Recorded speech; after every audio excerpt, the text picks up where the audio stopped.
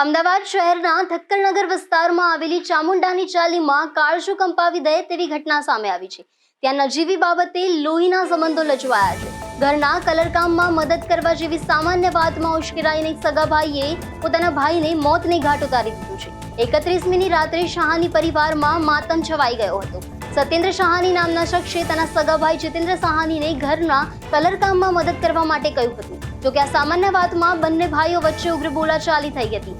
જોતજોતામાં મામલો એટલો ભીચક્યો કે આવેશમાં આવીને સત્યેન્દ્રએ જીતેન્દ્ર પર ચપ્પુ વડે જીભલેણ હુમલો કરી દીધો હતો।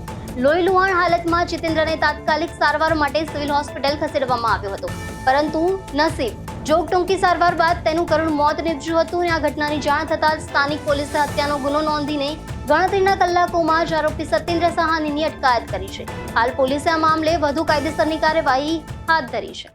કૃષ્ણનગર પોલીસ સ્ટેશન વિસ્તારમાં ચામુંડાની ચાલી ચમકચૂનાની બાજુમાં એક સહાની પરિવાર બે ભાઈ અને એમનો પરિવાર પતિ પત્ની બાળકો સાથે રહેતા હતા અને એમની બંને ભાઈઓની બેન પણ સાથે રહેતી હતી। એમાં મોટો ભાઈ જે છે એ કલરકામ કરતો હતો અને નાનો ભાઈ છે એમ્બ્રોઇડરીનું કામ કરતો હતો। તો મોટો ભાઈ ઘરની અંદર કલરકામ કરતો હતો તો એની નાની બેને નાના ભાઈને એવું કહ્યું કે ભાઈ તું પણ કલરકામમાં મદદ કરા।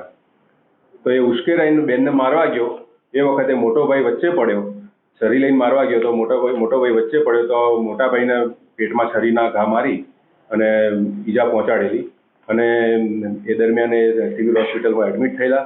સિવિલ હોસ્પિટલમાં પ્રાથમિક સારવાર કરેલી અને ત્યારબાદ રેડિયોલોજીકલ તેમજ સીટી સ્કેનના ટેસ્ટ કરાવવા માટે એમને મોકલેલા, પરંતુ તેઓ સિવિલ હોસ્પિટલમાંથી નીકળી ગયેલા અને ત્યારબાદ 2 તારીખના રોજ તેઓ ધન્વંતરી હોસ્પિટલમાં ગયેલા અને ત્યાં જે કંઈ એમને ખર્ચો કયો તો ખર્ચો વધારે પડ્યો, પાછા ફરી સિવિલમાં એડમિટ થયા અને સિવિલમાં 2 તારીખના રોજ એ 21:20 વાગે મરણ જાહેર કરે અને આ બાબતે મરણ જનારની પત્ની પ્રિયંકાબેન સહાણીએ તેના દિયર વિરુદ્ધ ફરિયાદ આપેલી છે।